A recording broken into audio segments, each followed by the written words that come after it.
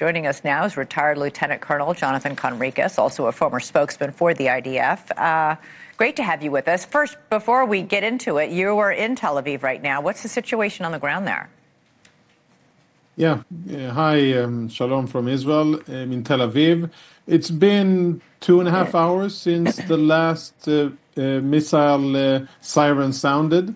So that's a relatively long time. It's been quite dense today. Lots of missiles fired, many times rushing to shelters. And as you said in the introduction, we're not talking about two fronts. Northern Israel is under short-range and mid-range rocket fire from Hezbollah. And then other parts of Israel, and as you know, Israel is a pretty small country, the size of the state of New Jersey.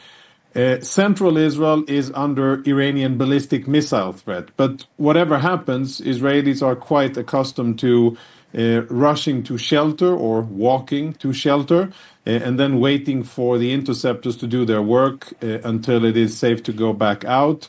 2 days ago, we had casualties. Today, I'm happy to say that there's been a few explosions, but no casualties so far. And does Israel have enough interceptors, missile interceptors, to keep this up?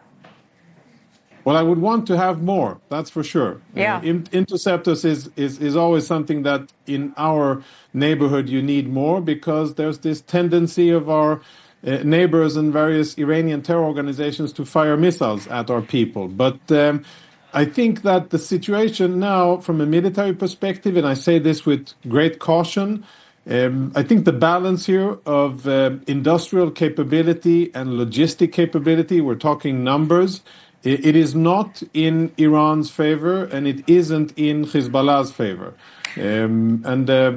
With new systems that have been fielded now, like the laser interceptor, the Iron Beam, that's kind of a game changer, which will allow Israel to alleviate some of the fear of running out of interceptor missiles while being able to protect the lives of civilians.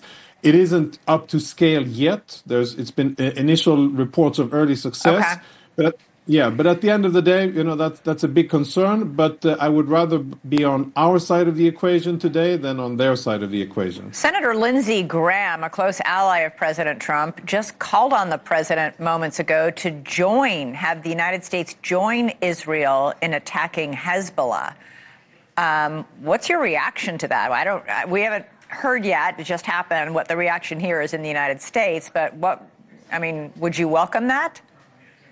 I respect Senator Graham very much. He's a great friend of the state of Israel and in what I think is a terrific American patriot. At this stage, not entirely sure that that's needed. And probably I think the focus from an American perspective would be on Iran.